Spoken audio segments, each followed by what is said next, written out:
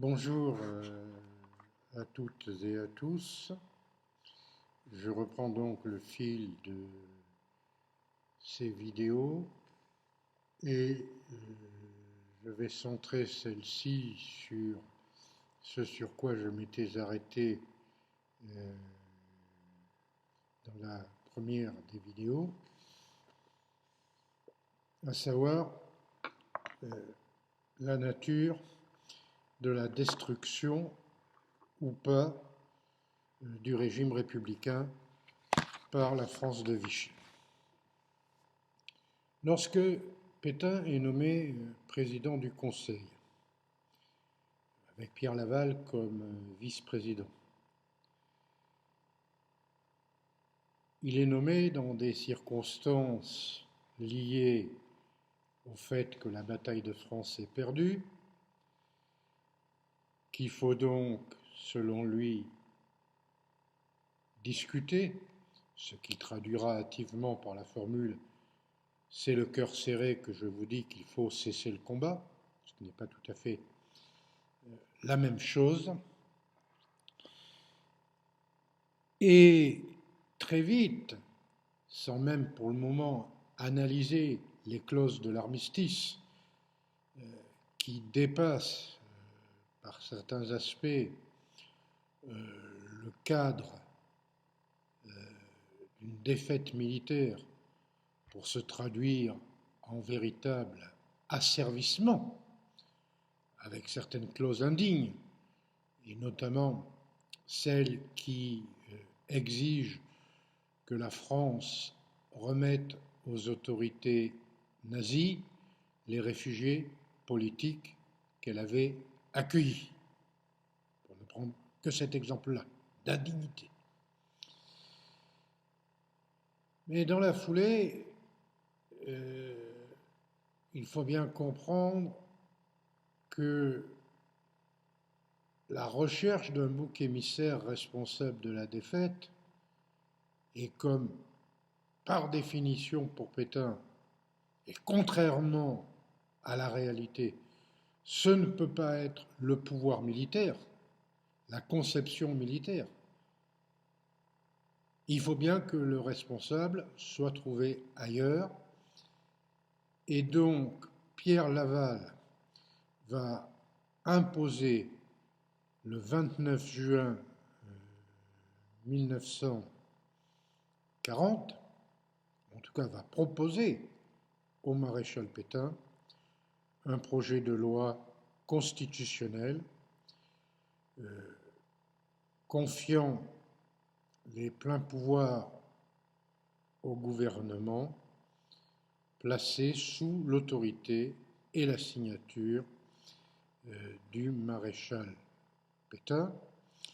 Dans ce projet du 29 juin 1940, l'objet est clair, il s'agira de promulguer une nouvelle constitution de l'État français devant garantir les droits du travail, de la famille et de la patrie. Et donc, tout un travail avec ceux qui restent du Parlement, question compliquée, parce qu'un certain nombre de parlementaires, j'y reviendrai tout à l'heure, se sont déjà embarqués pour gagner l'Afrique du Nord sur un bateau, le Massilia, dans la perspective qu'est la continuation du combat. Mais pour ceux qui restent et qui finalement se réuniront à Vichy dans ces journées cruciales des 8, 9 et 10 juillet 1940, pour ceux qui restent, il n'y a pas de doute. Il n'y a pas de doute que ce qui est poursuivi sous l'autorité de Pétain relève en fait du projet de Pierre Laval de mettre un terme à la République. Et donc, des réserves vont apparaître dès les débats du 8 juillet, au cours desquels Pierre Laval va s'employer à rassurer, en privilégiant d'ailleurs dans ses interventions les parlementaires anciens combattants de 14-18.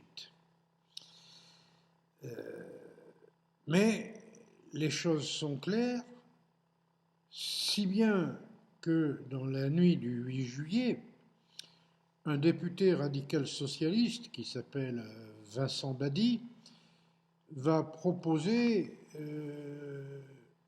avec 27 de ses collègues, un contre-projet. S'il reconnaît la nécessité impérieuse d'opérer d'urgence le redressement moral et économique de notre malheureux pays, je continue à citer, s'il est indispensable d'accorder au maréchal Pétain, qui, en ces heures graves, incarne si parfaitement les vertus traditionnelles, tous les pouvoirs, pour mener à bien cette œuvre de salut public et de paix. Donc, le ralliement à Pétain, il est évident. Cette rédaction, néanmoins, contrairement aux vues de Pierre Laval,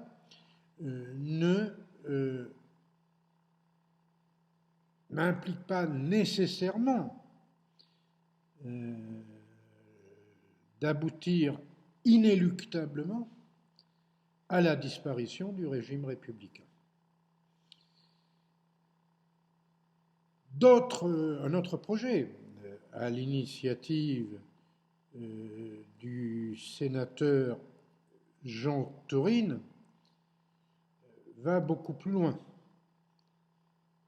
parce qu'il stipule explicitement la suspension des lois constitutionnelles de 1875 et il affirme la volonté de confier tout pouvoir au maréchal Pétain pour prendre les mesures nécessaires au maintien de l'ordre, à la vie et au relèvement du pays et à la libération du territoire, tout en laissant le soin à des commissions parlementaires de rédiger la nouvelle constitution. Si je me suis permis de signaler ces deux réactions à la démarche imposée, initiée par Pierre Laval, mais sous l'autorité du maréchal Pétain, en tout état de cause, c'est que cette dernière formulation, par exemple, libération du territoire, va aussi servir, j'allais dire, d'excuse, mais en tout cas, à tout le moins, d'alibi, pour qu'un certain nombre de personnes qui se rallient au maréchal Pétain disent qu'ils s'y rallient dans l'optique de la libération du territoire. Et vous voyez bien que les choses sont beaucoup plus complexes en ce sens-là que ceux que l'on a coutume de présenter habituellement. Et de fait, des historiens, je pense évidemment à Azéma, accorderont dans leurs travaux toute cette place importante à ceux qu'ils appellent ces Vichisseaux résistants.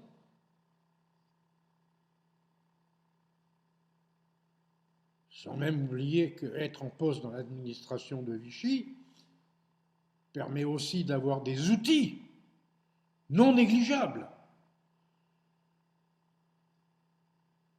pour faire des faux papiers, des cartes de ravitaillement, des autorisations de transport, autant de choses loin d'être négligeables dans les conditions qui seront celles de la vie concrète de notre pays entre 1940 et 1944.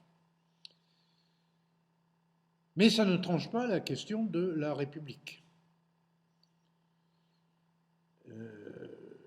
Ce qui va la trancher, c'est dans l'après-midi du 10 juillet 1940, après une séance houleuse le matin où Badi, que j'évoquais tout à l'heure, est empêché de prendre la parole et d'exposer son contre-projet, Pierre Laval va jouer assez habilement.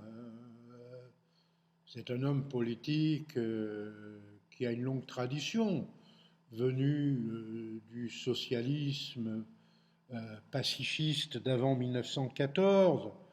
Il était élu, je crois, d'Aubervilliers, il ne faut pas l'oublier. Il a eu une longue carrière. Il a mené d'ailleurs comme président du Conseil en 1935 une politique extérieure extrêmement intéressante, symbolisée par le pacte franco-soviétique qu'il a fait signer le 2 mai 1935. Son évolution anti-républicaine manifeste de 1940 est le fruit du spectacle de l'anéantissement qui s'est produit en mai-juin 1940. Et donc, il rassure au nom de sa pratique et de son passé sur ses intentions. Et il souligne la nécessité du rassemblement autour du sauveur de la France, qui est à nouveau, comme il a été en 1916 à Verdun, le maréchal Pétain. Et dans ce tohu-bohu de la séance du matin du 10 juillet 1940 au casino de Vichy, Laval va très bien savoir jouer à la fois en caressant certains dans le sens du poil et en menaçant. C'est une atmosphère où alterne la séduction et la pression. Je voudrais vous donner le sentiment d'un des acteurs qui analyse avec précision combien cette séance du 10 juillet au matin a caractérisé l'effondrement d'un certain nombre de ses collègues parlementaires. Il s'agit, non de ma part, ça ne vous étonnera peut-être pas, pour ceux qui me connaissent, de Léon Blum. Léon Blum a écrit, je cite, je prends mes notes pour ce faire, « Ce qui agissait, c'était la peur des bandes de Doriot dans la rue, la peur des soldats de Végan à Clermont-Ferrand, la peur des Allemands qui étaient à Moulins. C'était, je vous demande de le retenir, parce qu'on ne peut pas être plus lucide et plus cruel dans la description de la veulerie. C'était vraiment un marécage humain dans lequel on voyait à vue d'œil se dissoudre, se corroder, disparaître tous ceux qu'on avait connus à certains hommes de courage et de droiture. Et dans ce climat nauséabond,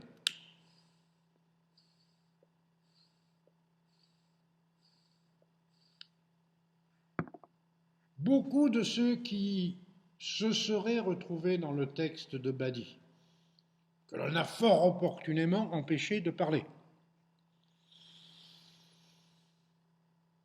Parce que nul n'était en mesure de contester l'autorité du maréchal Pétain.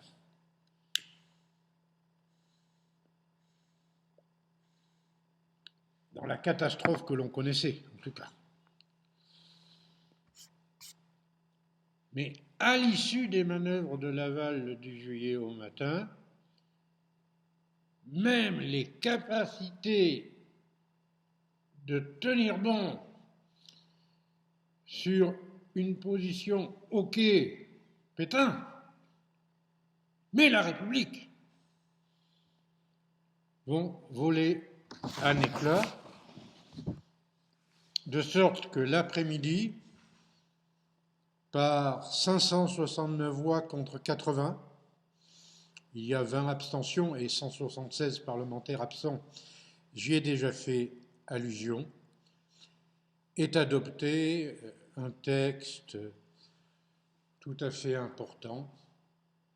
Permettez-moi, en tant qu'élu du département de l'Ariège, d'évoquer parmi ces 80 députés la figure du député ariégeois François Camel, et qui devait payer de sa vie, en étant assassiné le 1er mai 1941, son attitude de refus total, absolu, de ralliement à Pétain. Et quand on regarde l'itinéraire de François Camel, n'oublions jamais qu'il s'agissait d'un officier de la Première Guerre mondiale, socialiste et patriote. Donc le texte adopté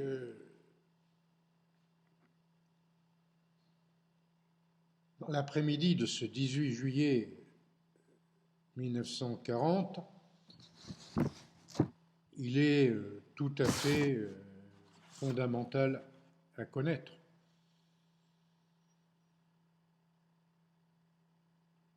Article unique. L'Assemblée nationale donne tout pouvoir au gouvernement de la République sous l'autorité et la signature du maréchal Pétain, à l'effet de promulguer par un ou plusieurs actes une nouvelle constitution de l'État français.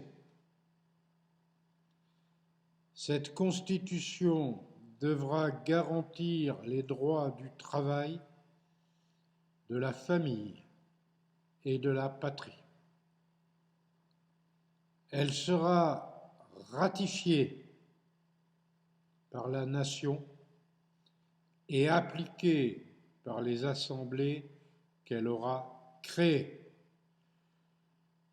La présente loi constitutionnelle, délibérée et adoptée par l'Assemblée nationale, sera exécutée comme loi de l'État, fait à Vichy le 10 juillet 1940 par le président de la République Albert Lebrun, le maréchal de France, président du Conseil, Philippe Pétain.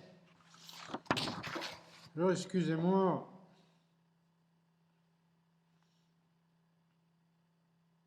s'il y en a une seule parmi vous, s'il y en a un seul parmi vous qui est capable, après avoir réfléchi, analysé, lu, relu, re-relu, re-relu, autant de fois qu'il lui plaira, ce texte, s'il y en a une seule, s'il y en a un seul, qui sont foutus de me dire si oui ou non on est en République, je suis preneur. Parce que ça donne tout pouvoir au gouvernement de la République. Et pour établir une constitution, laquelle ne sera jamais établie, je vais y revenir, de l'État français. C'est signé par le président de la République, mais on donne tout pouvoir à un maréchal.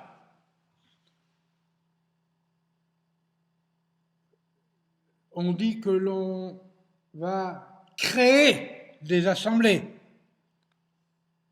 Ah bon, on vote plus? C'est plus le suffrage universel qui est la désignation en République?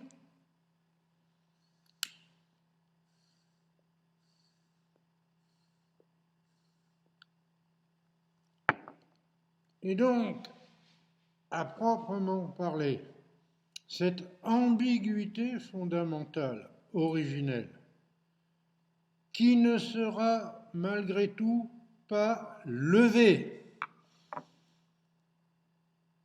avant que ne soient rédigés 12 actes constitutionnels successivement entre 1940 et 1942, mais que le ministre de la Justice, Alibert, qui était chargé de rédiger cette nouvelle constitution, ait été relevé de ses fonctions en 1941, et sans qu'aucun de ces maigres travaux, maigres, mais enfin, ça a eu pu servir de base, sans aucun donc de ces travaux préparatoires n'ait été conservé, tout cela est quand même extrêmement clair. Il y a eu, à la suite de ce texte volontairement ambigu, une destruction de la logique républicaine.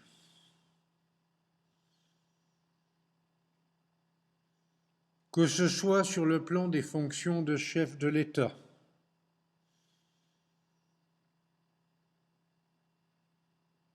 qui sont confiées et qui reposent donc sur l'abrogation de l'amendement Vallon qui proclamait que le président de la République est élu par la Chambre des députés et par le Sénat.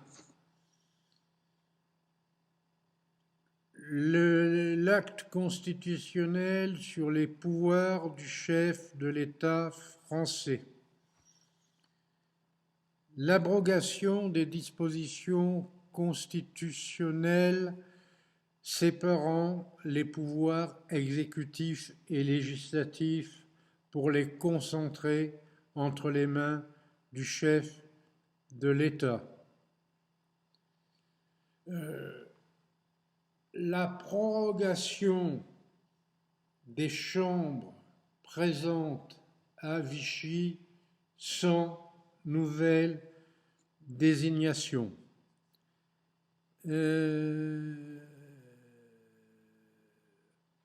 Et puis, en 1942, les actes numéro 11, 18 avril, et numéro 12, 17 novembre 1942, où le régime, pour la première fois, est désigné sous le nom officiel d'État français, ce qui entraîne ipso facto la disparition de la mention République française.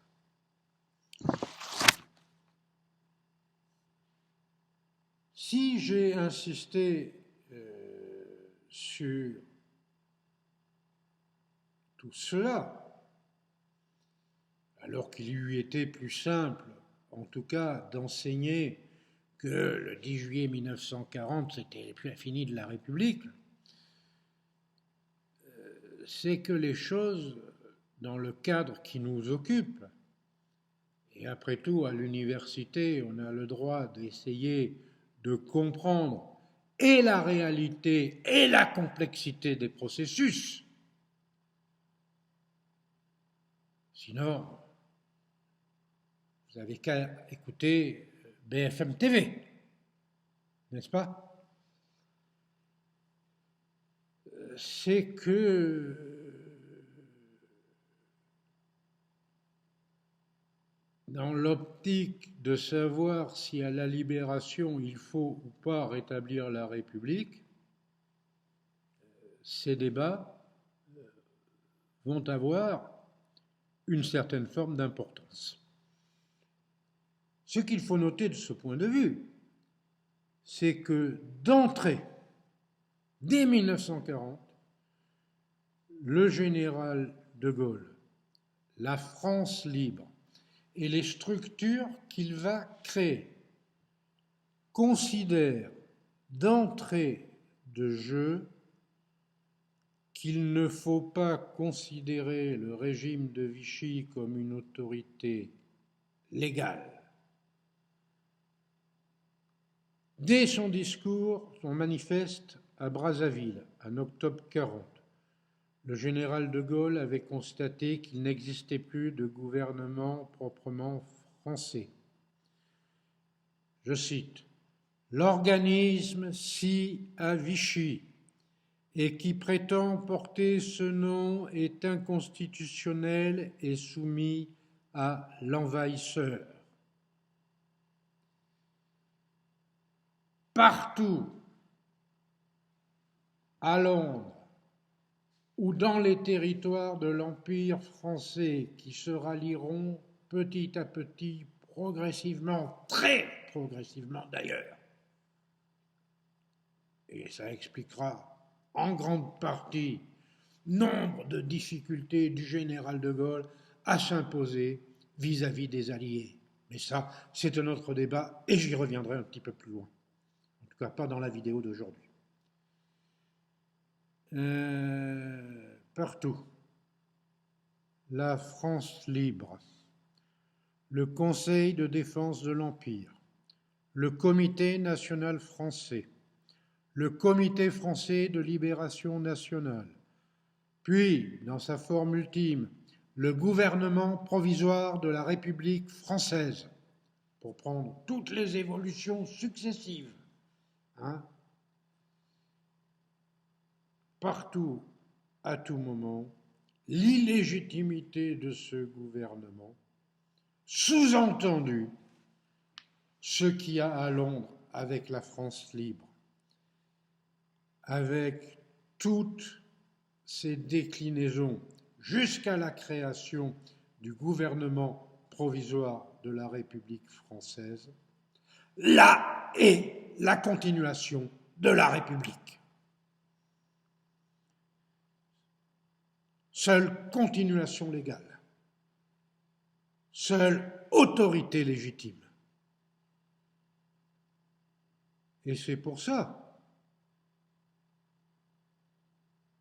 qu'à la Libération, le général de Gaulle ne juge pas nécessaire de proclamer la République.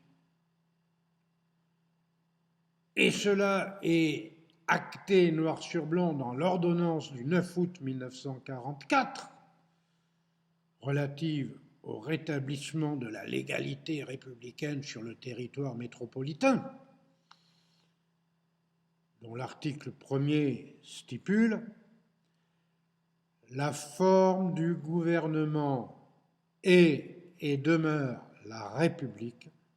En droit, celle-ci n'a pas cessé d'exister. » Et je cite l'article 2, parce qu'il n'est pas tout à fait inutile non plus d'en garder la musique,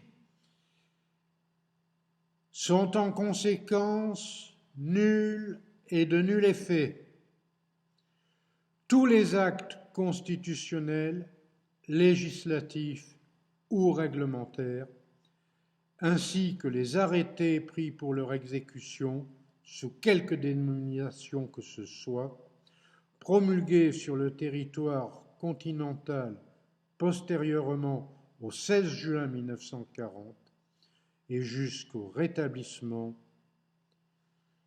du gouvernement provisoire de la République française.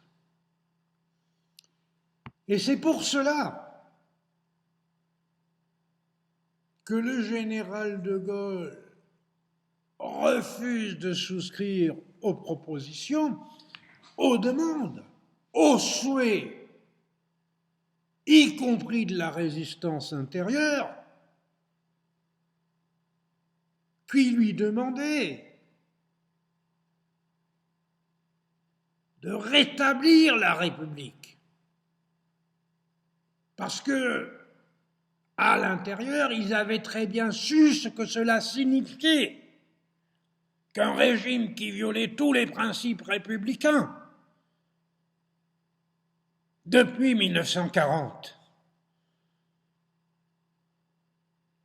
Mais comprenez bien que pour le général de Gaulle, cette exigence de la résistance intérieure, outre que, et j'y reviendrai dans la prochaine vidéo, elle dépassait les champs de compétences du Conseil national de la résistance, qui ne devait être qu'un organisme consultatif au service de l'autorité du général de Gaulle, alors même que cette résistance intérieure croyait avoir, n'est-ce pas, de voix au chapitre pour dire ses desiderata quant à ce qu'elle souhaitait voir mettre en place pour la libération de la France.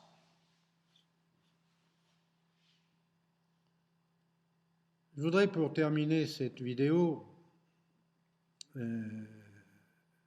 analyser quelques données du débat public contemporain, puisqu'évidemment, ces enjeux se confondent aussi avec des enjeux de mémoire et de légitimation politique. La question qui se pose,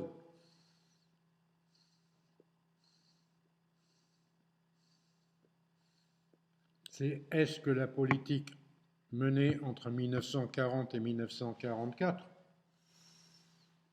peu importe la nature du régime, désormais, engage la France ou pas? Est-ce que la France doit être tenue comptable ou pas?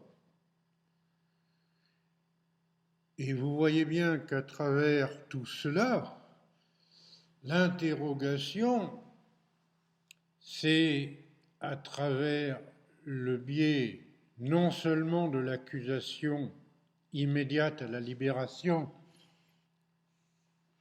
de trahison, de vouloir punir les errements de la collaboration, mais en termes contemporains, c'est devenu aussi la notion de complicité dans la mise en place du crime contre l'humanité, à travers la responsabilité par des outils, notamment la police française, dans les rafles et donc dans la mise en place de la Shoah.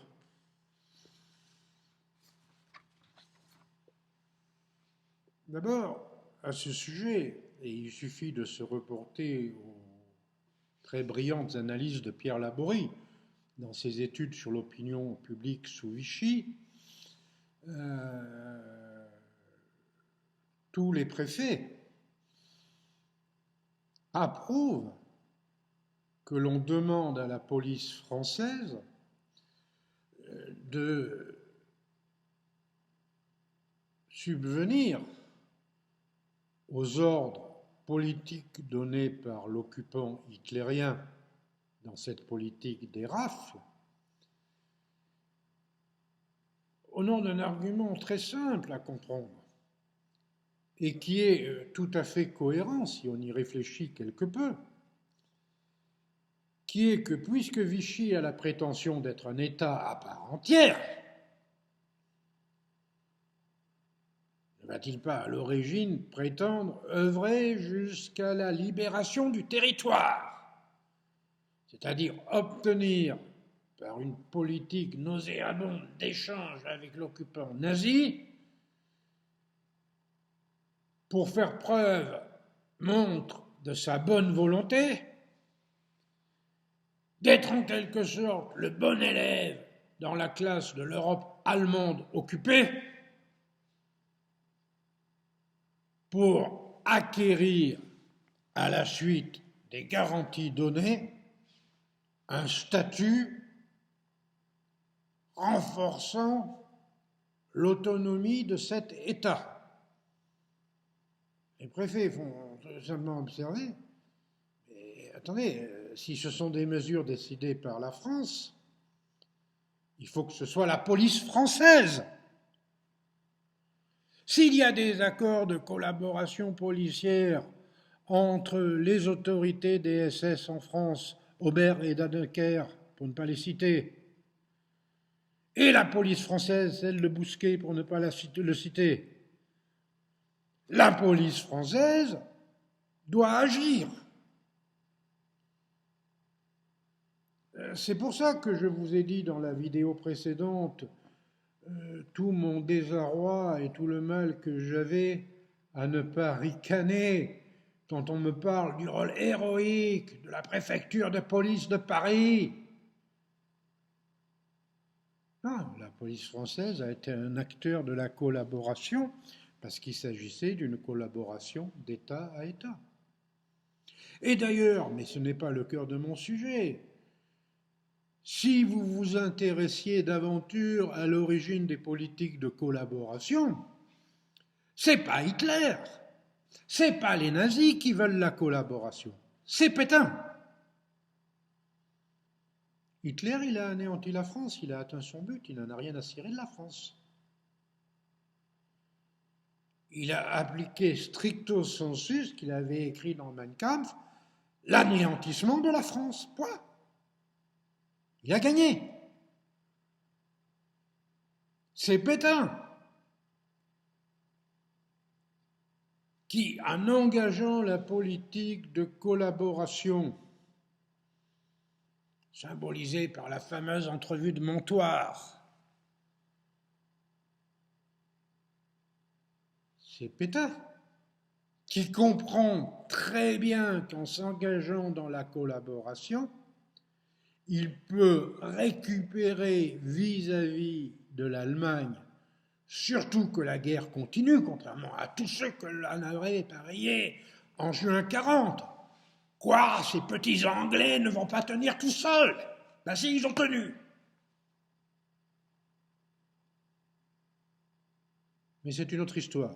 Je ne vais pas revenir là-dessus, du moins pas aujourd'hui. C'est Pétain qui a choisi la politique de collaboration pour trouver des marges de manœuvre pour asseoir la légitimité de son régime.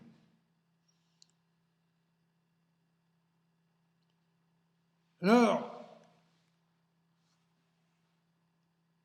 reconnaître la complicité de la France, sans même entrer dans le débat constitutionnel que je viens d'évoquer. C'est une question éminemment fondamentale. Le très beau discours du président Chirac le 16 juillet 1995 et qui est un modèle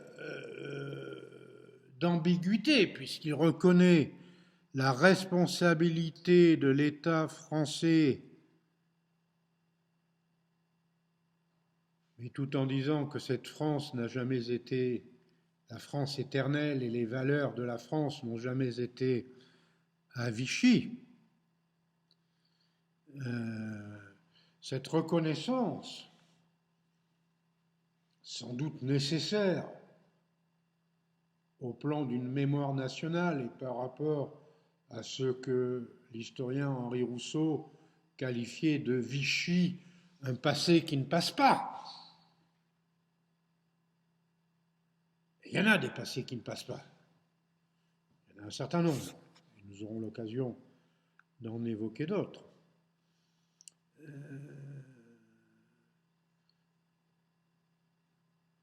C'est d'une certaine façon bien dire que la notion de continuité républicaine est une fiction.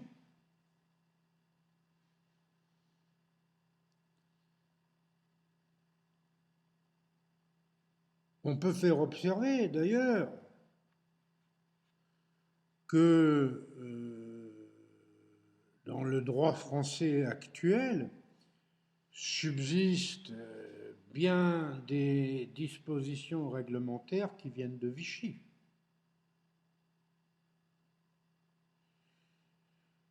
Et je voudrais vous laisser méditer en guise de conclusion un texte sur lequel j'ai à la fois un grand respect, mais même si je ne suis pas d'accord avec certaines de ses analyses,